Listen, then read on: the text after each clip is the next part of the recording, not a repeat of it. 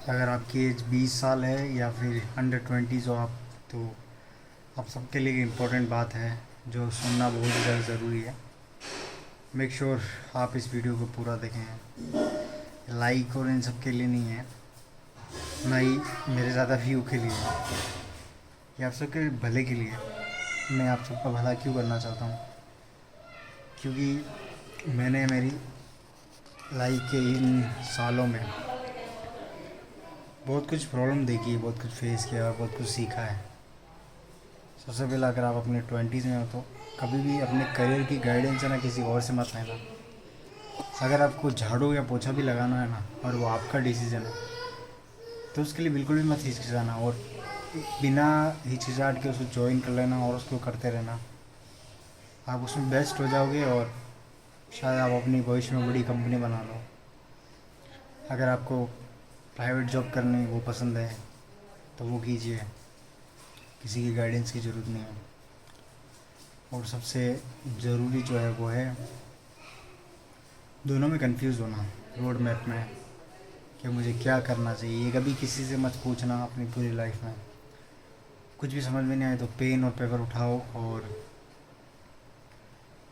लिखना चालू कर दो कि मुझे ये चाहिए वो चाहिए या फिर इसके लिए मुझे काम करना है। वरना अगर तुम ऐसी अंधाधुंध चलते रहे ना, तुम्हें पता ही नहीं चलेगा कब तुम 25 साल के हो जाओगे, कब 28 और कब 30 के। फिर तुम्हें ये पता चलेगा कि तुमने अपने जीवन में कुछ उखाड़ा ही नहीं और बहुत पीछे रह गया, एज निकलती जा रही है। इसीलिए समय रहते जाग जाना चाहिए, क्योंकि मैंने यही गलतियाँ की और आज मैं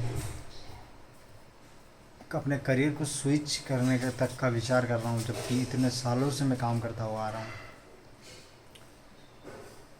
मैंने कॉरपोरेट में भी ट्राई किया तो वहाँ पे भी प्रॉब्लम होती है। वहाँ पर टारगेट बेस्ड जॉब होती है जो मैं अंदर तक निचोड़ देती है। हर महीने आपका सेल टारगेट पूरा नहीं हो सकता। दूसरा जो है वो, अगर आप किसी लोकल शॉप्स वगैरह पे काम करेंगे और आप पढ़े लिखे हैं तो आपका मन बिल्कुल नहीं मानेगा, क्योंकि वो काम एक लेबर क्लास का काम आपको लगेगा। हालांकि काम कोई छोटा बड़ा नहीं होता, लेकिन अगर आप पढ़े लिखे हैं और आपका मन वैसा डेवलप हो चुका है एजुकेट के हिसाब से, तो आप वैसे ही सोचोगे और आपको मन कभी स्वीकार ही नहीं करेगा कि आप ये काम करो। कितना भी बोल लो काम छोटा बड़ा नहीं होता, पर ये रियलिटी है। मैं खुद मन मार मार के 5 साल तक ऐसे घिसा, तो मुझे पता है वहाँ पे कभी आपको छुट्टी भी नहीं मिलेगी। छुट्टी के लिए बोलो और बहुत सारी ऐसी प्रॉब्लम होती है जिसमें आपकी अंडरस्टैंडिंग नहीं होती। आपको पता है आपका मालिक गलत है, फिर भी आपको उसकी सुननी पड़ेगी और वहीं पे रहना पड़ेगा। ये मजबूरी है। ये उन लोगों के लिए पर नहीं लागू होती है जो जिनके बाप के पास अच्छा पैसा है या फिर जिनके पास बिजनेस है, जो अपनी लाइफ में ग्रोथ मोड में है। रईस के लिए ये सब नहीं है। ये सब उन मिडिल क्लास और लोअर मिडिल क्लास लोगों के लिए जो बिल्कुल ही इन टाइप की फैमिली से बिलोंग करते हैं, इंक्लूडिंग मी, मैं भी। तो ये हम सब के लिए है। और आज आपको पता है बेरोजगारी जो है वो चरम सीमा पे है।